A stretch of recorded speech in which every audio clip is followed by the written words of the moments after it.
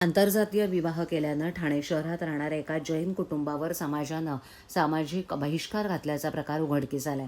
या प्रकरणी सदर कुटुंबानं पोलीस यंत्रणेसह सरकार दरबारी खेटे घालूनही न्याय मिळत नसल्याची माहिती ॲडव्होकेट सागर कदम यांनी पत्रकार परिषदेत दिली। सोहनलाल छबिललाल जैन असं या बहिष्कृत कुटुंबाच्या प्रमुखाचं नाव असून ते नामदेववाडी पाचपाखाडी इथे वास्तव्यास असून त्यांना आणि त्यांच्या कुटुंबियांना गेल्या 4 महिन्यांपासून या बहिष्काराचा सामना करावा लागतोय। ॲडव्होकेट सागर कदम आणि सोहनलाल जैन यांनी सांगितलं की 2025 मध्ये बिसा नरसिंगपुरा दिगंबर जैन समाज मुंबई यांच्या वतीनं श्री बिसा नरसिंगपुरा दिगंबर जैन समाज या ट्रस्टची स्थापना करण्यात आली। हा ट्रस्ट स्थापन करण्यामागे समाजाचं कल्याण आणि धार्मिक सांस्कृतिक चळवळ चालवणं हा उद्देश होता। मात्र या ट्रस्टचे अध्यक्ष महावीर धुलचंद टाया यांनी या उद्देशालाच हरताळ फासला। जानेवारी 2024 मध्ये दिगंबर पंथाचे सोहनलाल जैन यांचा मुलगा दिव्येश याचं लग्न 30 नोव्हेंबर 2025 रोजी श्वेतांबर समाजातील सलोनी राजेश शहा या मुलीशी ठरलं।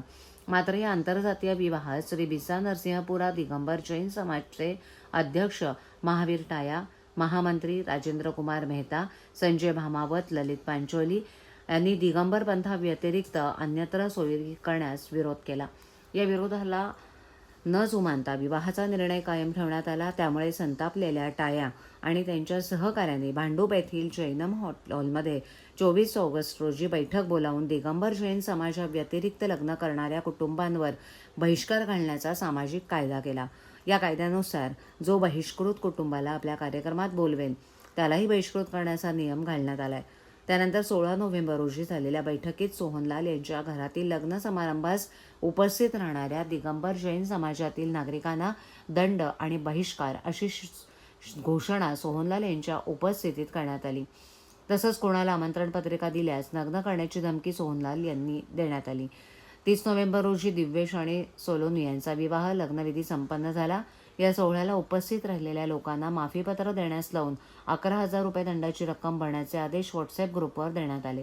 त्यानंतर 21 डिसेंबर 2025 रोजी सोहनलाल यांच्या मूळ गावी सभा बोलावून सोहनलाल जैन आणि त्यांच्या कुटुंबियांवर जाहीरपणे सामाजिक बहिष्कार घालण्याची घोषणा करण्यात आली। त्यानंतर समाजानं सोहनलाल जैन यांच्याशी असलेले संबंध तोडले असून गेल्या 4 महिन्यांपासून त्यांना कोणत्याही शुभ अशुभ कार्यात सहभागी करून घेतलं जात नाही। सामाजिक मेळाव्यात तसंच समाजातील कोणत्याही व्यक्तीशी कौटुंबिक किंवा व्यावसायिक संबंध ठेवण्यास प्रतिबंध करण्यात आला आहे। या प्रकरणी सोहनलाल जैन यांनी नौपाडा पोलीस ठाण्यात लेखी तक्रार देऊनही कोणत्याही प्रकारची कारवाई करण्यात आली नसल्याचं ॲडव्होकेट सागर कदम यांनी सांगितलं।